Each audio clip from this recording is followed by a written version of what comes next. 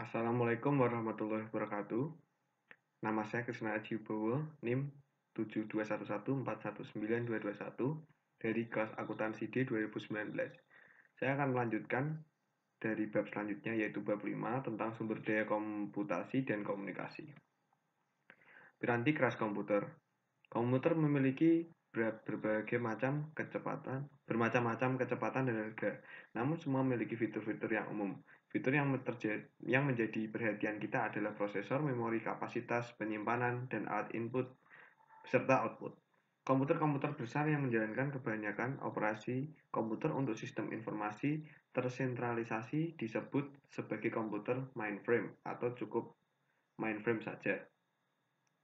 Mainframe mendukung ratusan bahkan ribuan pengguna dan operasi secara sekaligus. Prosesor. Prosesor adalah komponen komputer yang merupakan sebagai otak yang menjalankan proses dan mengendali kerja komputer dengan bekerja sama perangkat komputer lainnya.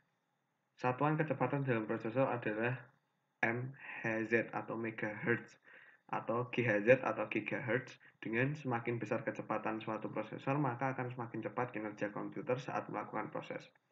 Fungsi prosesor dalam sebuah komputer mempunyai fungsi yang sangat penting, karena komponen kecil ini menentukan kecepatan performa dari sebuah komputer.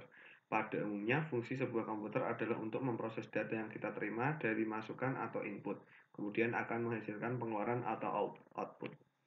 Memori atau RAM.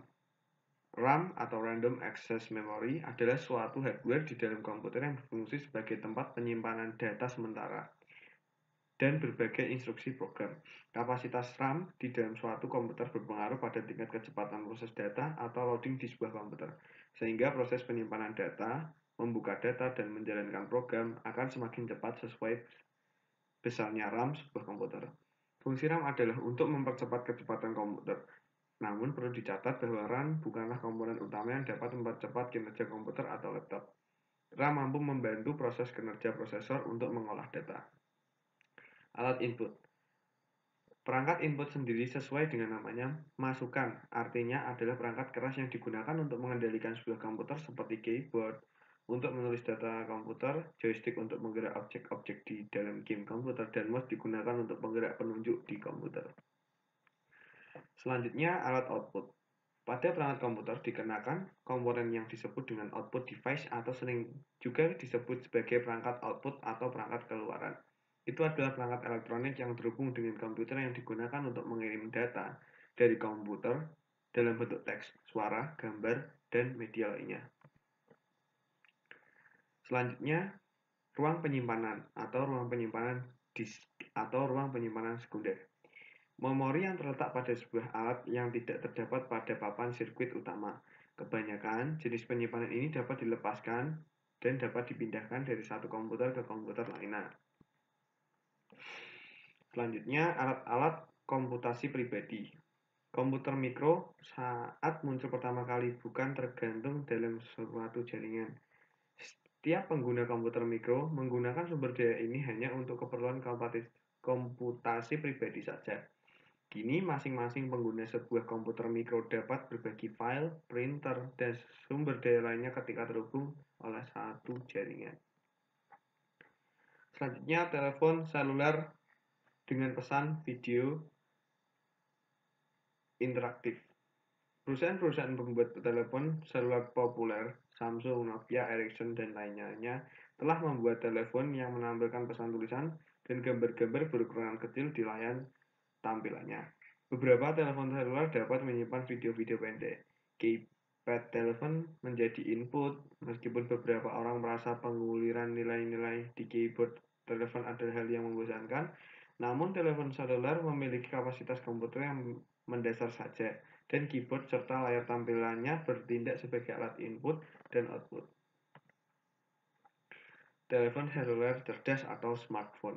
Telepon seluler dianggap sebagai telepon cerdas atau smartphone ketika ia menjalankan pekerjaan-pekerjaan yang biasanya dihubungkan dengan komputer mikro.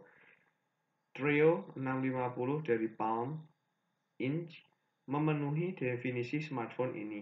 Fitur yang paling membedakan Trio sebagai smartphone adalah bahwa ia dapat mensinkronisasikan seluruh informasinya yaitu agenda, nomor telepon, dan banyak lagi dengan sebuah komputer mikro. Jaringan rumah. Kebanyakan komputer laptop baru telah memiliki akses jaringan nirkabel terpasang, sehingga menghilangkan kebutuhan untuk membeli suatu kartu akses nirkabel lagi. Anda tidak harus menggunakan jaringan nirkabel untuk menghubungkan beberapa komputer mikro ke modem Anda. Ini hanyalah salah satu cara yang mudah untuk menghubungkan mereka dengan biaya yang relatif rendah. Teknologi antara router nirkabel dan kartu jaringan nirkabel secara konsep serupa dengan mengirim suara Anda dari sebuah telepon tanpa kabel ke unit utamanya yang terpasang ke saluran telepon. Keamanan komputasi rumah. 3 aspek keamanan memiliki arti yang penting bagi komputer mikro yang Anda pergunakan di rumah dan di tempat kerja. Update sistem operasi, virus, dan software. Keamanan bagi sumber daya sebuah organisasi seperti server web, basis data, dan jaringan hendaknya menjadi tanggung jawab dari para profesional sistem informasi. Yang selanjutnya, perangkat lunak sistem atau disebut sistem software atau yang disebut juga peranti lunak sistem operasi. Ia bertugas menjalankan tugas-tugas mendasar yang dibutuhkan oleh seluruh pengguna atau satu komputer tertentu. Tugas-tugas ini berhubungan dengan piranti keras dan bukan dengan aplikasi yang dikerjakan oleh perusahaan atau pengguna.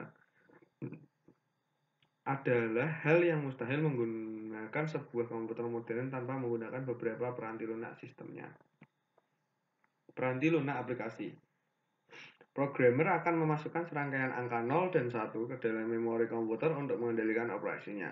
Para profesional sistem informasi membuat peranti lunak siap pakai dan piranti lunak aplikasi sesuai pesanan. Dengan meningkatnya pengetahuan para pengguna komputer, maka meningkat pula jumlah aplikasi yang ditulis sendiri oleh pengguna akhir.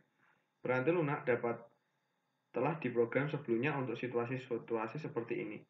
Perhitungan pajak, akuntansi untuk penggajian, penyusutan aset tetap, dan banyak transaksi-transaksi bisnis lainnya adalah transaksi-transaksi standar.